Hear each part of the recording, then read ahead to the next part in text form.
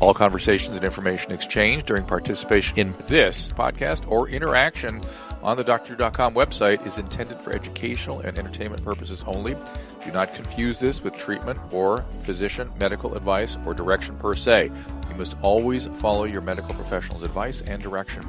Nothing on these podcasts or posted on this site supplements or supersedes the relationship and direction of your medical caretakers. Please understand, I am not playing the role of physician in this environment per se. I'm educating. I am a licensed physician with specialty boards in American Board of Internal Medicine and American Board of Addiction Medicine. Hey, this is Dr. Drew, and you are listening to This Life with Bob Forrest and Dr. Drew. Here we are.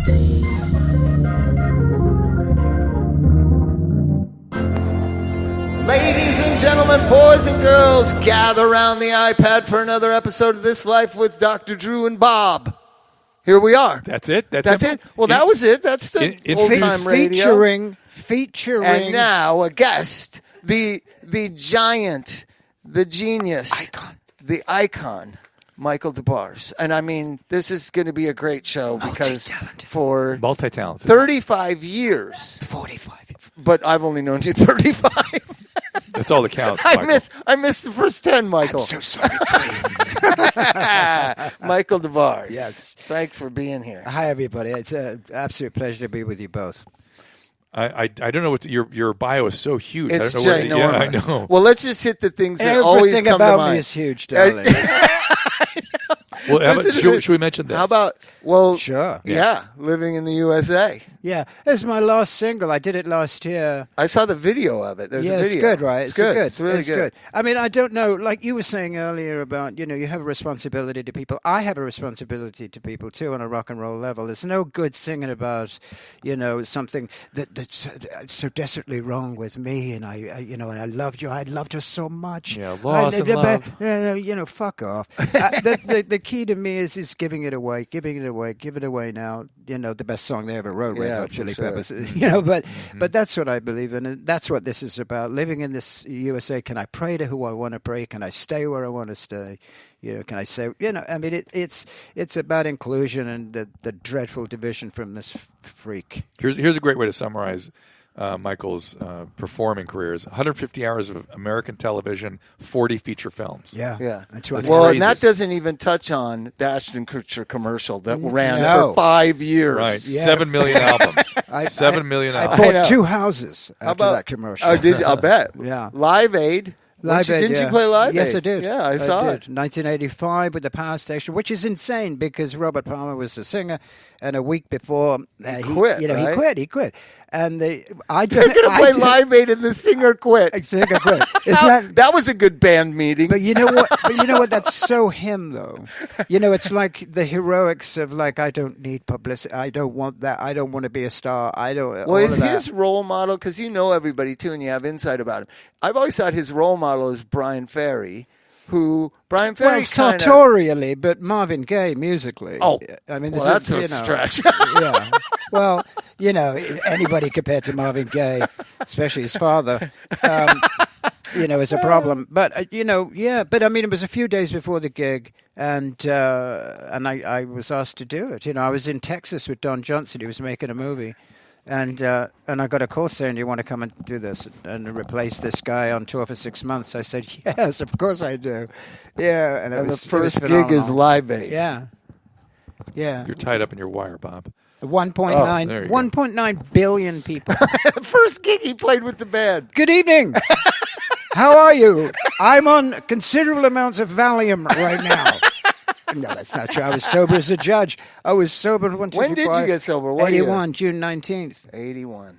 It's a long sobriety. Yeah. So, and there's what links us is Jonesy and Steve and me. First, Steve trying to get sober, and I was trying to get sober, so we would be together. And I would drop. He was living at your house, and I would drop him off because I still had an automobile. Sex Pistol Steve Jones. We're talking about. Yeah. And so you lived on Gardner, just below Santa Monica, right. and I would drive him home and drop him off, and he would just walk into your... Well, he adores you, yeah. Yeah, I love Jones. Yeah. I see him every day. We haven't discussed you, I don't think. Well, he was my... he does Jonesy's Jukebox alongside of our radio I went show. to rehab too soon is what I figure, Michael. Yeah, that's... it was the pushing of people into rehab. That Well, Bob this is Bob Timmons was trying to get everybody into rehab. But that's the problem. That they've got this sort of excited mission, which is absolutely, you go, okay, because you can't say no to somebody who's that committed to especially it. a But bunch you're of not musicians. committed to it, I mean, but dig this. You did that wonderful service. You picked him up. You dropped him off. I, however, got him drugs. Right? I mean, think he was about sick? it. I'm sober. We're in New York, and he's run out of the gear. And I go to Alphabet City and get the gear and come back and give it to him in the hotel room we're sharing. And I'm 2 years sober. Right. So think about that. I mean, that is something you don't hear very often. You hear, I saved But I totally motherfucker's life. understand that. Yeah, well, what are you going to do? He's going to die. Right. Or he's going to jump out the window. But, it was such a tricky thing for me early on in sobriety because we're playing that night. And there's 20 people involved. And he can't, he can't play. he can't do it, man, so. Well, in a weird way, let me interpret it this way. Yeah. Heroin maintenance different than any other kind of maintenance. That's what therapy? I say, Yeah. but it's criminal. It's the criminality, the cost, you never know what's transaction. going on. The pharmacology is a little screwed up. It makes you crazy. But if you're going to be on some kind of maintenance, Yeah. But I mean, the most important thing is he's sober as a judge. He's an amazing so human he being. gets sober. So they not force me. They because Anthony got sober, then him and Timmons were on a mission to save everybody, right? And I don't know whether Bob had alternative motives for that mission. You think? what were they? The Jim Jones of AA. He wanted to be a cult leader, Yeah, and he had yeah. all of us. Somehow he made a difference. he did help Yeah, a he lot. really helped. So did Jim Jones for 2 years. So he's on this mission, and I'm first up because I'm Anthony's best friend. So I'm like, okay, I'll go. I didn't even know I had a problem, Michael. You didn't. I think you should go back on the drugs right now. But this is in '87. Yeah, this is years ago. I mean, it's all changed. I just had this thought about when, talking to you two and knowing that I was going to talk to you too, and I thought, Alcoholics Anonymous. Anonymous. What does that word really mean? It means it's a secret. It means it's the 50s. It means that you had to Secret, yeah. It's a maintain shame. your anonymity and because of the shame. And I thought, this is so ironic. Now, Alcoholics Anonymous is a career move. Yeah, it is. Yeah. In those days, it was, oh, God, you can't tell your wife, your kids, your boss, it's anonymous. And I thought how incredibly complex the word is anonymous and how ironic that notion is that alcoholics had to be anonymous. Well, I'll be devil's advocate now. Obviously, we broke our anonymity. We sat down as a staff and read the 11th tradition because me, Shelley, Louisa, Drew didn't want it. We really wanted to know what we were getting into, going on television, saying, we're sober, this is a treatment center, how do we do it? And when we read the 11th tradition out loud amongst ourselves, that world doesn't exist anymore. Right. No, it doesn't. It does not. Remember, it was Bill W.'s wife pushing that. Yeah. Remember? There's the movie, Bill W.'s wife. But I don't know who would play her. Elizabeth Moss, perhaps. A handmaiden's junkie. I believe it already exists, Michael. I think And there's one of Judy Davis plays her. Are you serious? Yeah. With Judy who Davis. played your man? James, the great James Woods. Woods. Oh, wow. There's a handsome And fellow. Robert Mitch. There's a not political James, genius. James Garner plays Dr. Bob. No, I You've played never- Dr. Bob, dude. Come on. You would be Dr. Bob. I did the miniseries. We all had to be under 5 foot. It's interesting. It's the Hobbit's version of the big. Yeah, right. But no, I understand the 11th tradition. But I just think that the whole notion of the anonymity is so interesting because now you're on the cover of People magazine. If you've had 10 days sober, I'm free. I know. I mean, I love these people. Put photos of these guys in the gym now, Ben Affleck or somebody the working gym out is- real hard. Or Starbucks. Jim or Starbucks. Yeah, Starbucks is perfect. Coming out with the Starbucks cup. I'm sober. Starbucks, I'm sober 11 days. And then the next Enquirer, there he is in the street, you got a DUI. Or there's a TMZ, clip of him falling out of a bar making a movie in Louisiana. Yeah, and this is it's good news, bad news. Good news But is Michael is, they say Iggy Pop's the grandfather of punk rock. You are the grandfather of sober musicians. Yeah. No The Godfather. question. Well, I certainly was 81. I mean, what made you stop? Vanity. No. I absolutely looked in the mirror. I looked like Iggy Pop's mom, and I said, "Look, wait a minute, hold it. Where's my fucking cheekbones? This is a nightmare." There's a lot of people get sober by seeing themselves in the mirror. That's it, man. They see themselves as they are. It's Narcissus in a way. Yeah. But with better clothes. Where were you, in London or here in LA? I was in Los Angeles. I was, me and Miss P were married, and I had just reached the nadir of it all. And the booze, really. The booze. Booze. Everybody does coke. Yeah. So it was the alcohol that really brought me to my knees, as it were. And just physically, how I felt and looked. I mean, when I say vanity, I'm not kidding. No, I know. I mean, I looked at this puffy, guy I used to... Trust me, in Detective. He had a band called Detective. Yeah. And that was at a time of what's it called? Sexual fluidity. Right? Yeah. And there was like Michael DeBarth, like, if I was going to be gay, I might love do him. that. I'd have sex with Michael. Yeah. I actually have a line of T-shirts with that. Just in case you guys out there want to, ready to go. Yeah, I was always ready to go. But the alcohol made me not ready to go. And I had this androgyny thing, and I, because we all did in the 60s. Joe Bryant, Bowie. Mark. Mark really, I think, was the But he still seemed masculine within the glam thing. Well, if you can. But you seemed more feminine. I was totally feminine. I was raised in boarding schools from 8 to 16. I never knew my mother and father. I stayed there in the schools, and it was that sort of, that strange homoerotica that the British aristocratic, upper school boarding schools have. Buying into Which one? that. Which school you at? Repton in Derbyshire, and Claremont Preparatory School in Sussex, and that was 8 years of my life. But then I did To Serve with Love as soon as I got out. So I was thrown into show business from this sort of fey, cruel world into the most beautiful girls you've ever seen in tights doing a ballet class, in drama school. And then a couple of months in drama school, I was into To Serve with Love, and that was that. To Serve with Love. Right. I want to go back to the seeing yourself in the mirror thing. The one thing that I've noticed talking to people who have these moments of change around seeing themselves, the feeling they usually have that motivates them is disgust.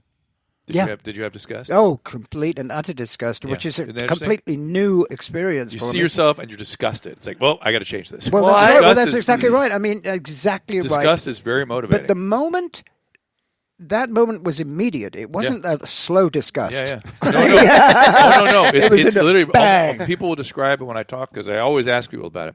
They almost say it takes their breath away. Like, oh my God, exactly. I'm disgusting. We got to change this. And then I had Danny Goldberg. I don't know if you guys know Danny Goldberg. Danny. Just wrote a beautiful book on Kurt, who he managed, Kurt Cobain. It's a definitive book. Managed me too, if that matters. Yeah, no, it certainly does, Robbie. You're one of the most talented musicians of the era. We love Danny. It's just you got to change the hat.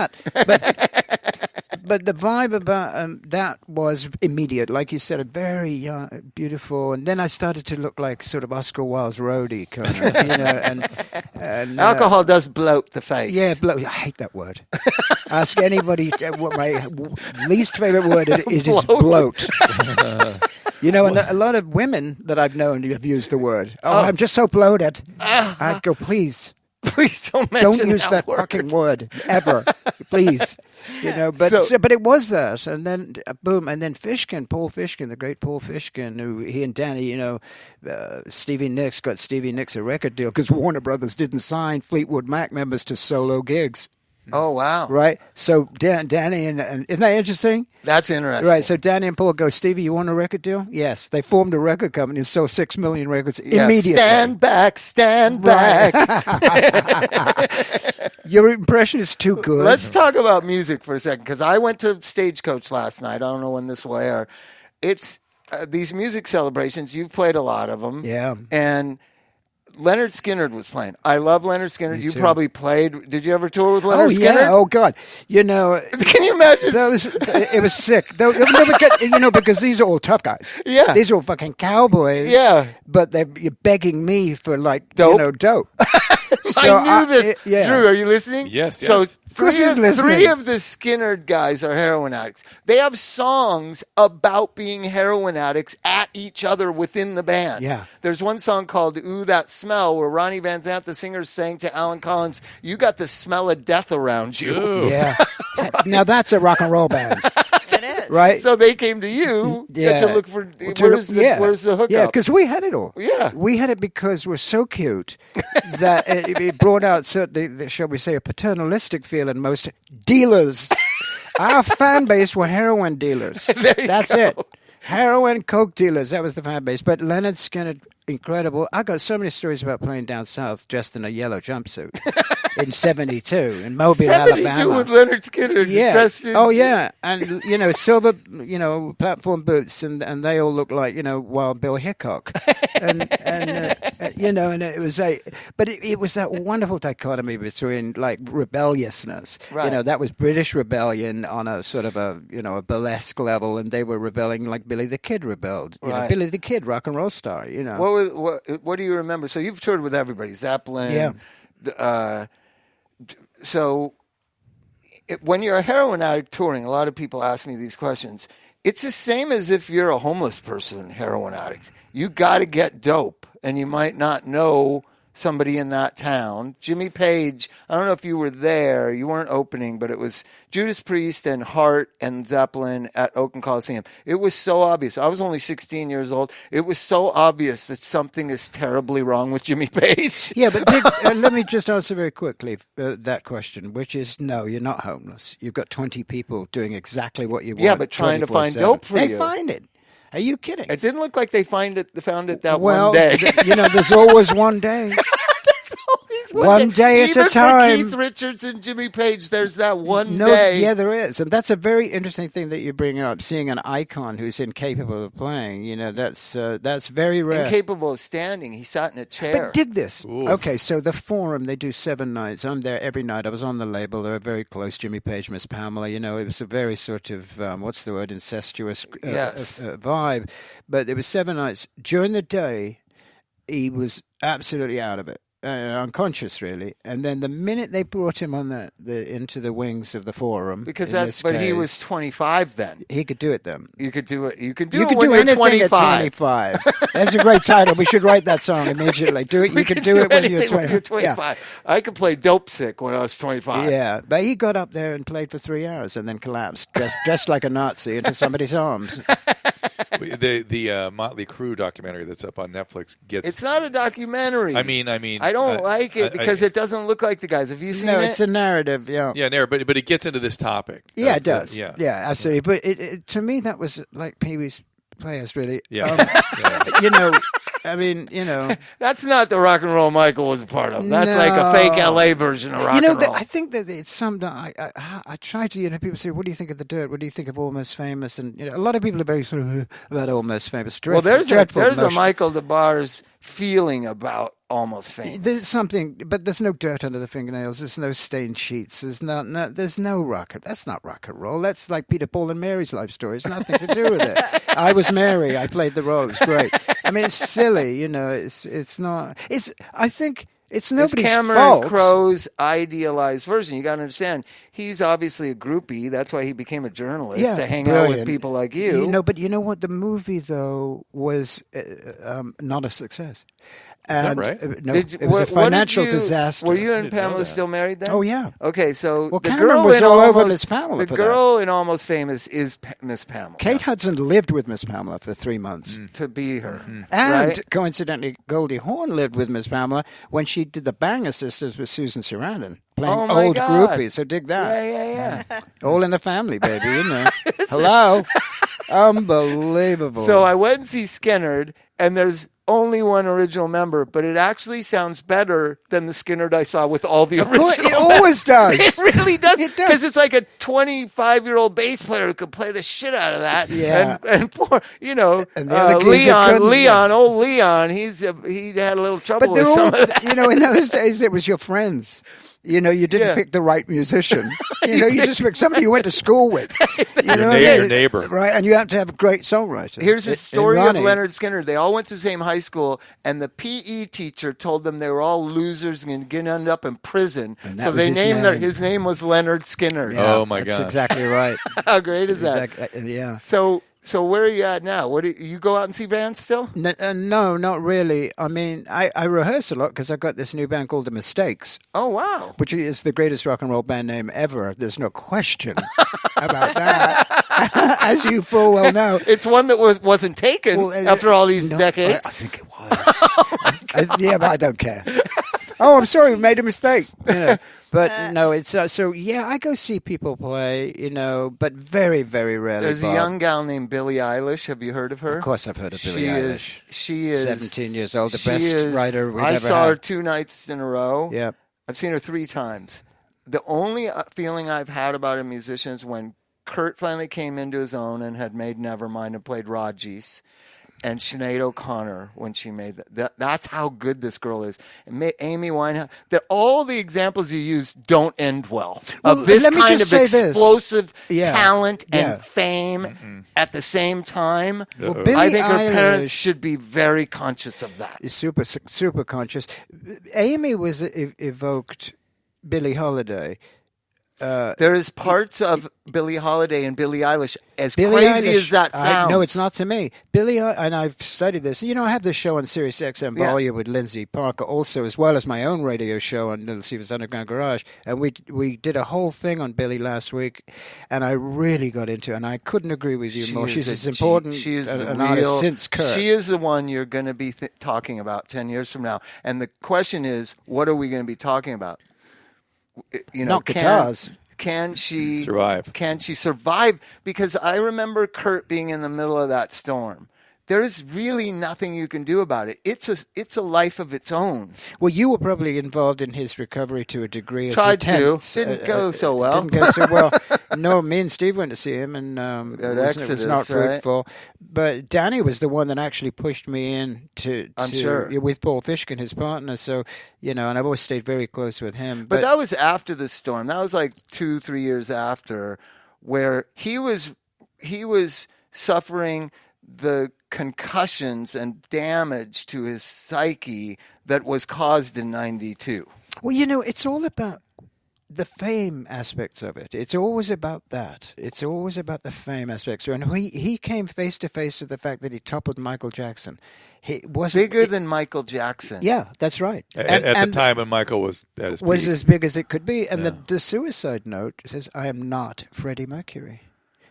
I don't like the smell of the grease paint and the roar of the crowd. I don't want the roar of the fucking crowd." Did Freddie love being famous? Yeah. Yeah, for those of you at home, Michael just gave a look that was like, "Are you stupid?" Of course. So tell me of Freddie Mercury. Mercury. So what did you think? What did you think of the movie? I wept for the last half an hour. You did. I did, yeah, because I did Live Aid, and for one reason, and the other reason is that he sold me snakeskin boots. He did. Yeah, in Kensington Market. You know about Kensington? Yeah. You must. Yeah. It was in those days, early 70s, 71, 70, and he was, selling clothes because he was so stylish himself, and he had these boots, these snakeskin boots, and he sold me them, and we remained, in contact through everything up to Berlin, really, until he just decided to absolutely go leather, Village People. Wait, I'm a little confused. He was a retail before salesman Queen. for you. It was right when Queen. No, I get it. But how did you start talking about music? I mean, everybody knew each other. But why did you stay in contact with them? Well, them? because it's such a small community, sort of, See, music is now so big. It used to just be 100 people. Yeah. No, there were gypsies. It was a little tribe. He's absolutely right. But the tribalism was built around androgyny and built around Nijinsky and all of the images of sort of... And rebelling against Jerry Garcia,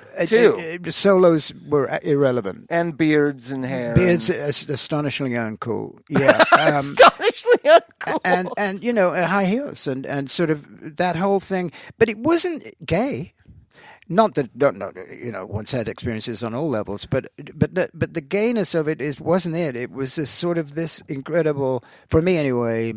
It was a way of expressing and causing riots wherever you went. That's what I wanted to do. Trouble. I just wanted to cause trouble. And why? What happened? Because I was so angry. Why? At the complacency and the or was it being so buttoned down with the schools? The uniformity and this fake Christianity. What's your ethnicity?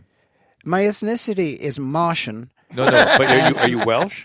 No, I'm Français Michel Desbarres. Mon père français. So your father's French. 800-year-old title, Yeah. Marquis. But Norman French, probably. It would be Norman French. Yeah. What happened was 16th century. So it's the English French. It's the Huguenots, if you're aware of history. Yeah, sure. In the 15th century, the Huguenots were kicked out of France, and my family came to England. And it came to England, Ireland, Nova Scotia, all of them. And your mom? And my mother was a prostitute singer, jazz singer. So, so I have the blood of a stripper and the crown of an aristocrat.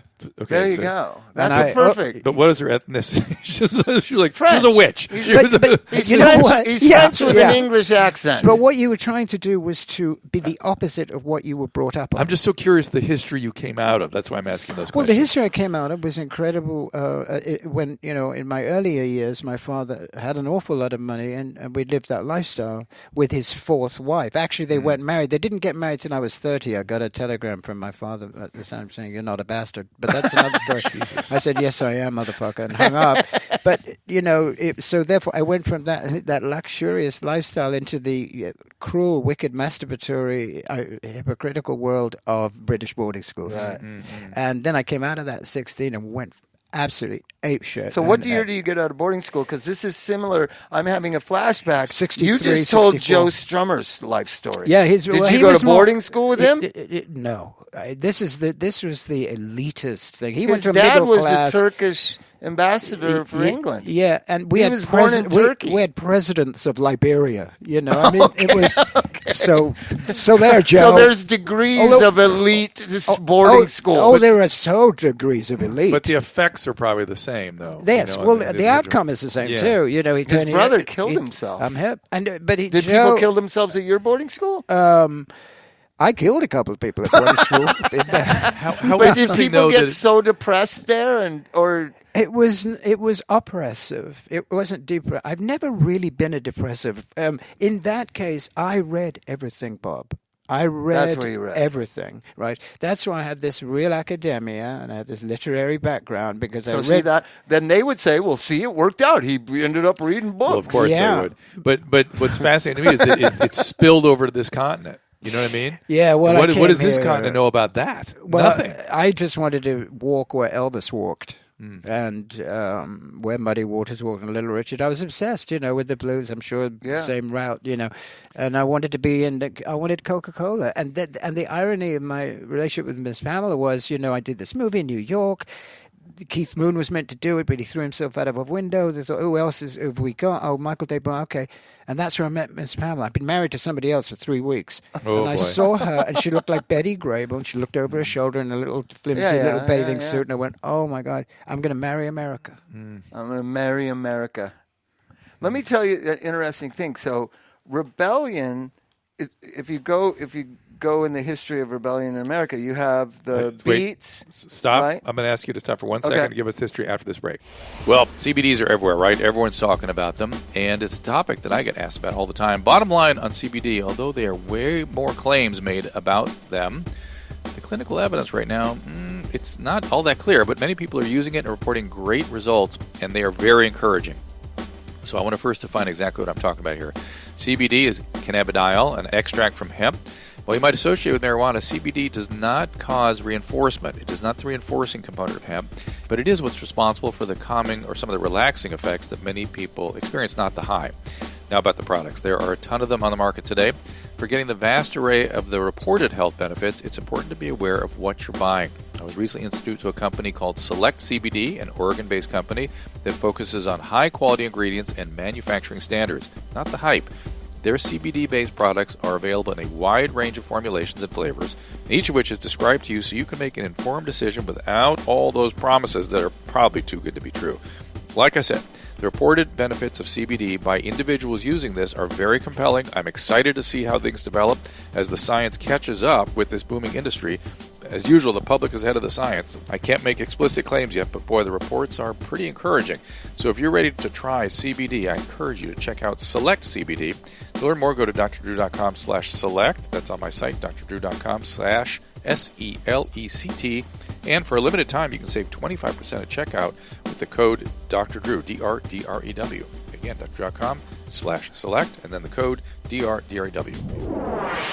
We are back, Bob. History of rebellion in Well, America. just the history of rebellion and rock and roll. And rock and roll is rebellion. It's a musical expression of rebellion. But That's what you're when it was the describing. Beats, though, it was writers. It was really the writers. Poets, yeah. It was wasn't poets until- and authors and the Beats. Yeah. And Well, it's the- Kerouac set the stage. Yeah. And Well, and Allen Ginsberg. Salinger. Howe set the stage.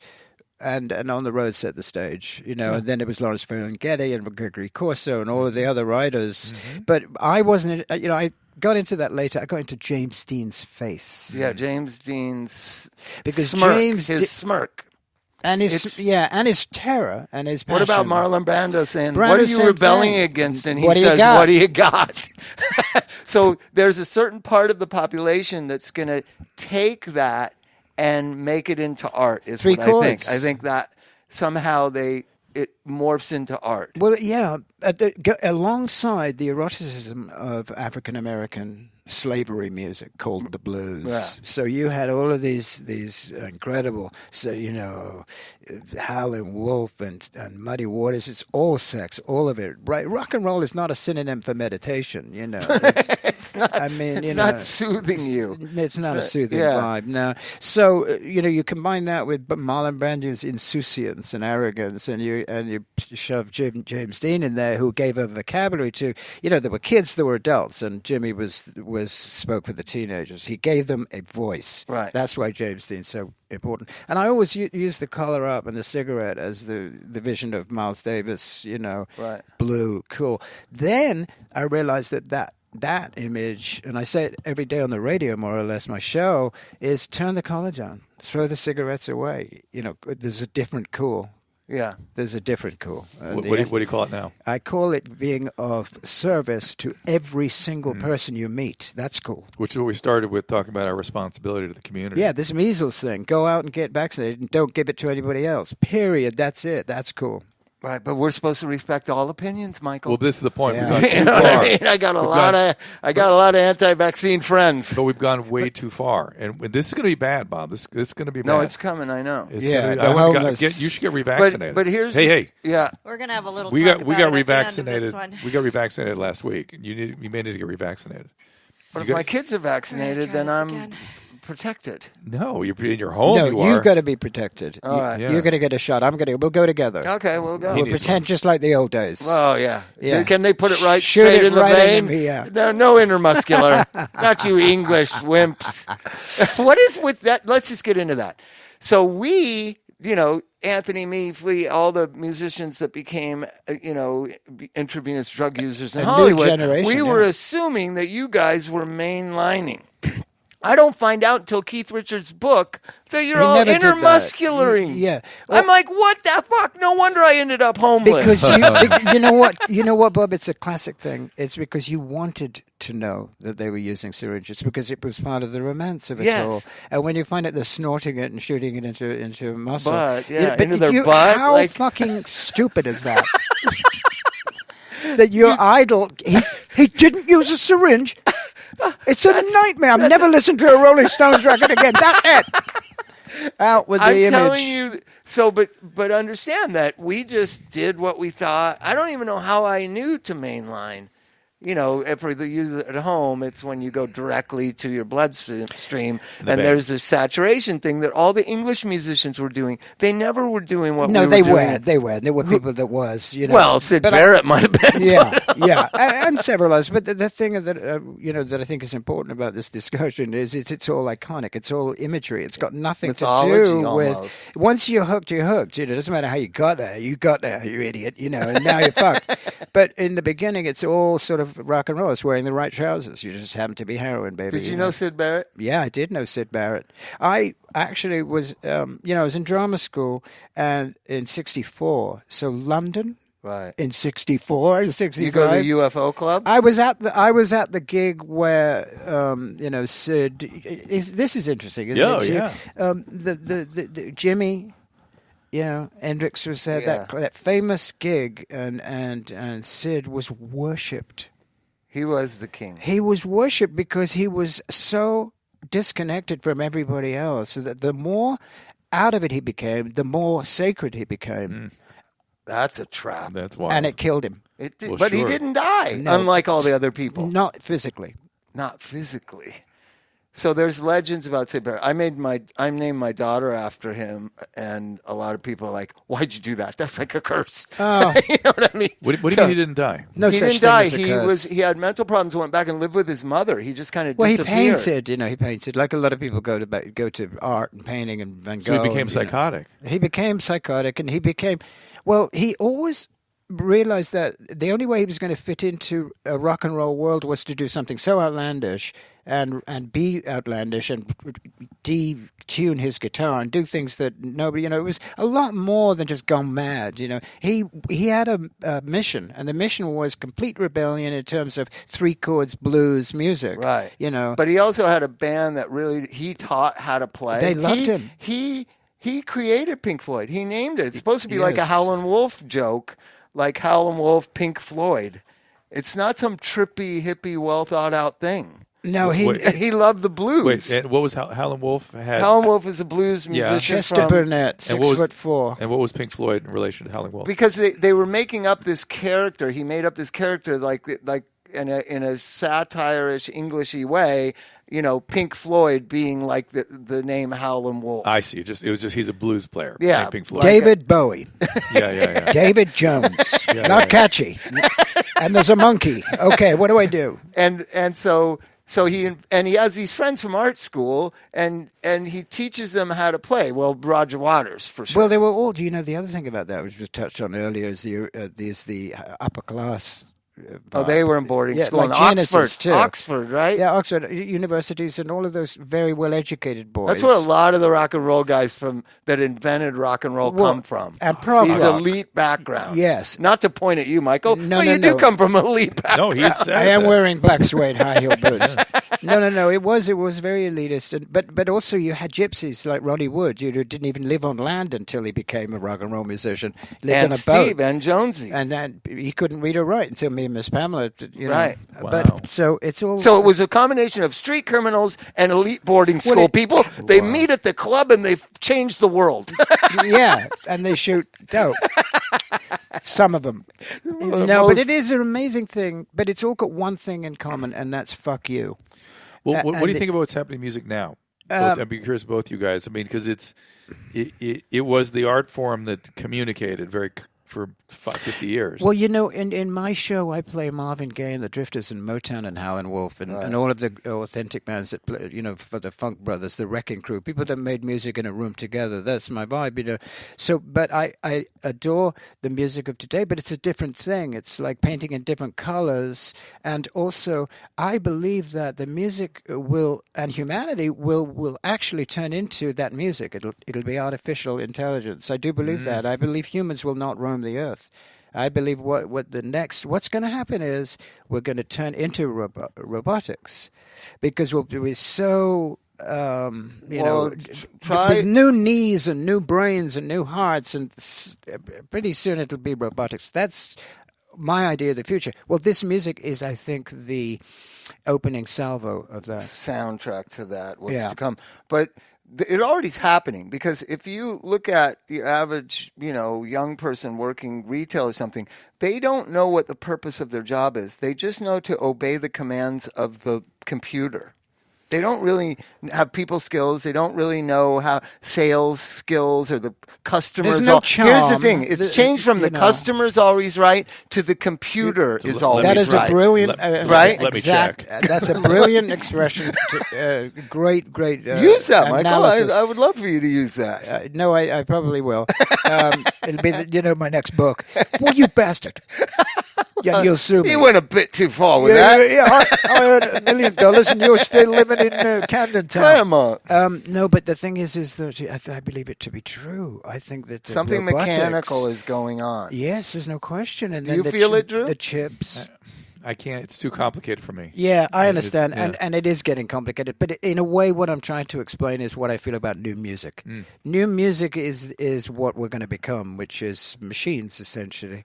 Because if you listen to it, you're in a trance. We're certainly going to have a relationship with machines, that's for sure. Yeah. I've had a relationship with her, but we broke up. It just didn't work. But here's the thing about Billie Eilish. She plays all of the, and I hate to keep bringing her up, she is she is a genius. Well, the and brother. she is 17 years. He's the songwriter. Well, he but plays. He's a songwriter. Who Her is the brother, brother? That's another good thing about her. She's got the brother looking out for him. He's older than her. He's already been in the By music a couple business. of years. But he seems like a calm kind of effect on her. So she's using all the trappings, social media, hip-hop beats, all these things that you're talking about is what is now.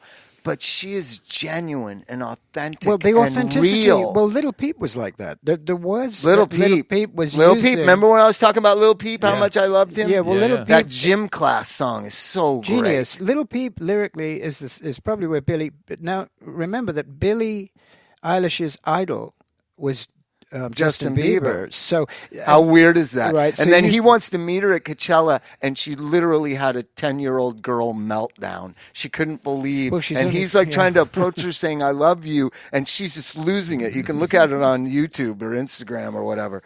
And But she's a shining light in the future of music. She really There's no is. question. But the rest of it is, shall we Mechanics. say? Well, dig this. I interviewed Moby recently, and I said, well, what's the difference between 60s rock and roll music and today's music? He said, in the 60s, the musicians were the stars. Today, the audience is the star. wow, That's I interesting. kind of like that. And Let's I think- investigate what that means. Well, that means that... that means that society it's is more narcissistic than rock No, stars. it means that it means you're all on ecstasy and it's a rave. And it Well, doesn't matter who's playing it because or the everybody's a DJ, you can't celebrity. even see the fucking DJ. He's got a Right. baseball cap and fireworks behind him. But now the Or a bands marshmallow head. or a marshmallow, head, Marshmallow or head. Daft Punk, or a helmet. Yeah. Anonymous. Well, a lot of it, the example is Coachella, right? Coachella sells out before people know who's playing. Yeah, it's So a it is brand. about them and the event Yeah. and being there. And what do you see pictures of? Is all the people in their Selfies clothing and their all this- clothing and the free. But it's beautiful. It's so colorful. I love it. And you can get into a trance. Rock and roll is a trance. But the problem is, being in a trance is difficult. Maybe some people put too much emphasis on rock and roll, like you or I. Like the Clash were like gods to me and my teachers. Maybe music's not meant to carry the weight of that. Well, let me just say this. It's very I simple. said, those guys definitely not. So let me just say for the record, But Napoleon had a lot of fans. right? So it's a period piece. Sure, really, I'm sure Genghis How many Khan did, Instagram too. followers did Napoleon have? Over 7 million. 7 million. 3 million were prisoners. Oh, that'd be great. Yeah.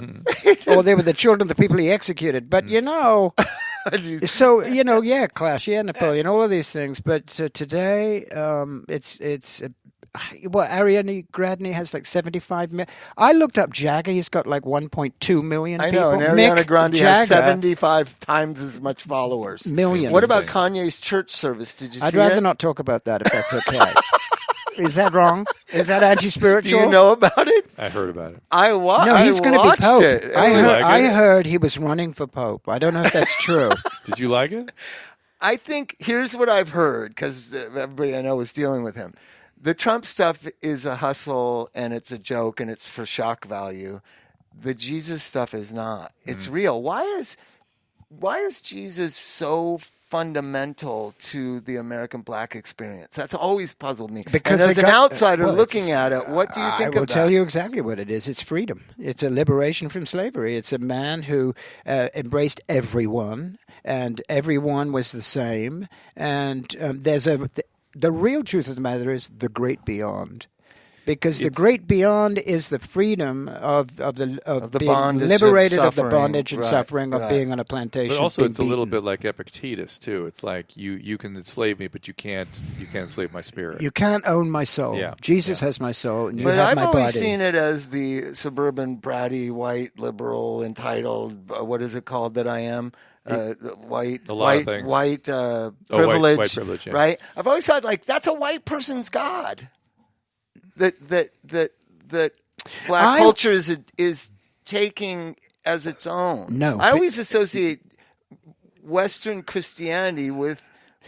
It came from the East. I know, but it doesn't seem like it Yeah, in but America. that's the well, of course not. But that's the justification. You were talking about why do black people, African American people go to Jesus? Why is that? Did you see Aretha's documentary? Yes. Well, that's the most staggering thing I've ever seen. Have you seen it, Drew? Mm-hmm. It's But her dad, Amazing Grace. But her dad was a courageous, freedom-fighting, amazing human being, and so that's what her world was. Is that mid-20th century American But what was black the experience? vehicle? What was the but, vehicle? But here's a billionaire from Bel Air doing Sermon on the Mount at Coachella. Kanye. Yeah. But you can't look. Obviously, Kanye is a businessman. What is he going to go for? He's going to go for the stuff that will upset half of the people, and the other half will love him for it. That's called salesmanship. He's a salesman. Can you see him being president of the United States Absolutely someday? not. You don't think so? Oh, no. You I don't think think Billie that's what he Eilish ultimately will be president. If she survives her fame in the next She'll be 2 president. years, she will be president. Vote for Billy. No, but I was joking with some friends. I can see a time in this country, if people don't wake up, that someone like Kim, and we know this because Andrew Breitbart said, if America doesn't wake up, he said this in 2010, you're going to end up with someone like Donald Trump for president. That's what who said Andrew Breitbart said that. Really? And he I'm died. saying right now, and he died, Yeah. I'm saying right now, if America doesn't wake up, you're going to end up with someone like Kim Kardashian as president of the United States. It's not a joke. No. I Think about understand that, Drew. Yeah, no. Drew doesn't think it would be a bad thing. Well, no. I don't think it'd be a good thing, but I But agree you with can see what I'm talking Yeah, about, right? yeah. It's all about fame for fame's sake. And what you're saying, 50% of the people like me. I mean, what you just described is Trump's election. As long as I got 41%, I can be president. Is that why she's going to law school? Yes, I think so. Because she wants to run for president. She wants to be president. Oh my God. Drew just... Well, I'll listen to her. Susan, do you have any questions Drew for listens Michael? to I don't care who's president. You don't. It doesn't affect Yeah, you that who much. wants to be Yeah. president? I don't. first of all? No. I really don't care. I'm 71. Did you care who was prime minister in 1968? Well, I tried to assassinate all of them. I failed miserably. Yeah, Yeah. you did too good of a job. Susan, Yeah. do you have any questions for Michael?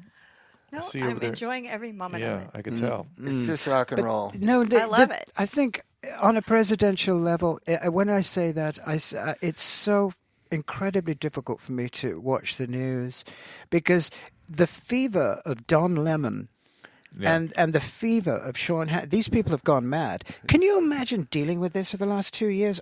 Every night, all night, debating the incredible Aldous Huxley is a Idiocracy. pimp compared to this is absolutely, it's so riddled in hypocrisy and dangerous, non-speak.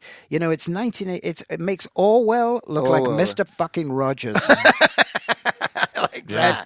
And you're looking at this situation, and you're so revolted and disgusted that you go to sleep, like you said, when America wakes up. America will never wake up. You don't think so? Not unless there's some cataclysmic event like measles. Wow, you're really... So we're going to get vaccinated, you and I? Yes. You really think it's going to happen, Yes, too? well, I think it's a plague. I mean, Drew... Let's have a little discussion. Let's have a discussion about the measles. So we have typhus coming back this summer. Right. The rats are running our But the city. typhus isn't from anti-vaccine No, but hold on. vaccines. So hold on. The typhus is the lack of sanitation. But in the that's a homeless much more population. complicated issue. People are not getting vaccinated Hold on. because Jenny Right. McCarthy read an article on the internet and allowed a shuckster criminal to exploit people. I don't know how he gained anything, that doctor. He got Well, his how did he license gain? revoked, too. Huh? He had his license taken away. So Right. sanitation It was fake news. sanitation is breaking down.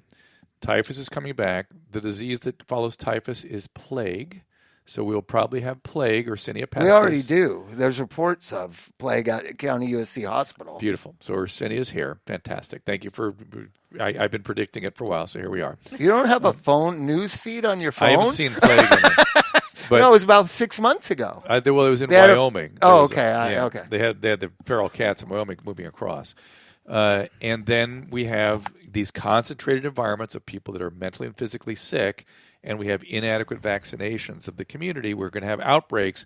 Eventually, one of those outbreaks is going to break into the homeless community and just rip through it.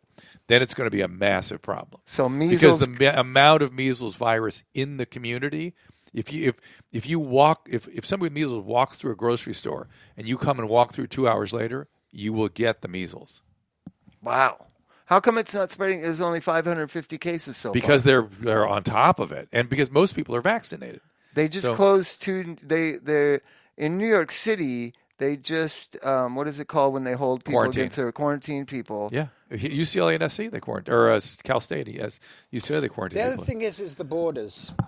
The borders. Yeah. The borders are an absolute sort of cesspool, which will spread all sorts of things that we don't even aware of. That's brought tuberculosis up. So that's the other thing that's right. And non-tuberculous AFB. So we're having this massive. We're being attacked from all different areas. This is how biology works.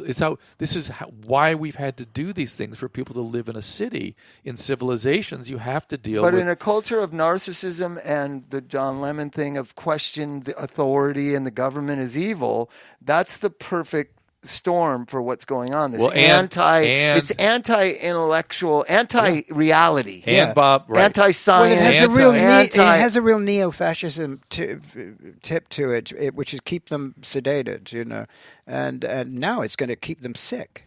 So this could be a bad summer. This could be really bad. Tuberculosis, typhus, plague, measles. It could be really serious. And since the Middle Ages, people have known we needed these things in order to live safely. Rodent control, insect control, vaccinations, proper mental health, proper maintenance of health, proper sanitation, in order for people to live in a concentrated environment. We've decided, no, you don't have to worry about any of that anymore. No, not us. Not in California. We just don't worry about it. And by the way, they don't. Biggest measles outbreak is in Washington, by the way. They're noble homeless people. Washington has the exact same problem in California. These are normal people. Noble. They can live wherever they want. Relax. Just stop. Yeah, always. Everything. But do you feel... I have a question for you, Drew, and that is, do you feel, though, that there's money to be made? In what? Yeah, in pharmacology. In terms of getting the people with TB, measles, no. Is there any money in that? Oh, no. Well, what fueled the anti-vaccination propaganda? Who was making money off that? Because I'm a big believer in hucksters make money. That's their motivation. It's sort of fame-seeking stuff. Fame-seeking? Yeah. Michael, all they got to do is put some silver pants on and jump around. What are they I've been doing? saying this for years. Perhaps I should be president. I would much welcome that. I want to think. Are you an American citizen? Are you out of your fucking mind? I would invent a vaccination that would just make you so narcissistic and so incredibly egoistic. It's been distributed already, Mark. It's called MDB. My initials. And I think it should be given to every schmuck. Everybody just has planet. MDB flashing. I think Don Lemon should get it first. I love Don Lemon. God bless him. His hair changes a lot. Had his measles shot. Who did? Don Lemon. He had a measles shot? Did he have it? I don't know. He's young enough. Probably doesn't need it. Now, speaking of lemons, Robert Plant. The Lemon Song. Do you get the? Did they ask you to be the singer of Zeppelin if he was going to quit? How can I answer that? You know what I mean? I've been asked to sing with the fucking every band, Peter, Paul, and Michael. I mean, you really are the go-to guy. I'm the Mr. Replacement. I make Paul Westerberg look like So was there talk Katie of you Couric. fronting Queen? Was there talk of you fronting Queen? Somebody talked about it, certainly. Yeah, my dad. No. The thing is, the NDA world. Are you in the NDA world? No. What is that? Non-disclosure agreement. Yeah. Non-disclosure You agreement. can't say anything. You can't say anything. Yeah. So I'm working on a game, a video game right now. I'm like, I'm this 30-foot demon hanging from cables in front of a green screen. Wow. And it's just a video game. I've been doing it a year and a half. Really? And I'm there hanging from the fucking cables, and they're off getting a cup of coffee. I'm going, what? Excuse me. Hysterical. I'm up here. I'm hanging out, yeah. And you have all cameras all over your face, We got to wrap this up. We go all day. Michael, the bar's for 2020. I think that's what we've come up with. At least 2024. How old are you again? 71? Hey, He'll be even in 2024, you'll be 75. You're right in there with Biden and Trump. You're right in that age. Bye, Biden. Bye, Biden. I'm here, baby. MDB 2024. Yeah, All right, why not? we'll start here. We're Living in gonna the do a- USA, We're going to sweetie. do a Kickstarter campaign. Get funding. Michael, thanks for coming Michael in. has Really, a Ah, great. you He's guys- on MacGyver now. Yes, Oh, you're on I'm- MacGyver regularly? Yes, I'm on it. Congratulations. Again, I did it in the beginning. You were on the first one. He was on the first and one. then they said, bring him back. He's good at killing people. fantastic. So now I kill people on the reboot, which is not a sentence you say every day. Yeah, I'm very blessed and lucky. and, Infamous you know, assassin Murdoch. That's How, right. what is it? Let's just say this. What is it like to be so handsome for so many decades that you can play yourself even in the reboot? Masturbation is so much more enjoyable. Stay sober. Stay sober. All right, guys, we got to All wrap right, it up. Thank you so much. All right, that's about it for this episode of This Life. Thanks for listening and subscribing Okay. to your favorite platforms. Advertisement. I want you Rate guys us to all 5 scooch stars together and a tell a little friend. bit. What And- a measles advertisement. Dr. Yeah, I want you to do what latest you did news. before. Tell you where you can Video. find all Yes. of our health-related Star, content, and I want including Bob the to latest push in-depth your series, thing The History back of Opium. because You you're- can now listen to it on the And weekly put your mic- Infusion podcast. ready? Let's We have make some sure great it's on and this very time. interesting and appropriate interviews with key Go to the mic. historical No? players Oh, I've got in the it history of plugged in. opium.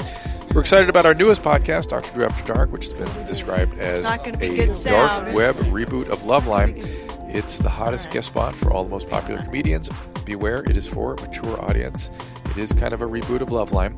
You can hear the episodes first in a podcast form Thursday. Then on Friday, you can watch all the video episodes when the YouTube page drops on the Your Mom's House YouTube channel. New episodes every week. Subscribe, tell a friend. Also on Doctor.com, you can find Swole Patrol, our health and fitness podcast with Mike Catherwood. If you want something a bit more refined that will expand your intellectual horizons, please subscribe to the Dr. Drew podcast, where I feature a wide variety of very interesting and important guests. Get in-depth interviews there. Last but not least, me and Adam and Dr. Drew Show podcast. It's a lot of fun, and we are still together, and you can get it 5 days a week. So go to drdrew.com, please tell a friend, and we thank you for it. And thank you for listening. We'll see you next time.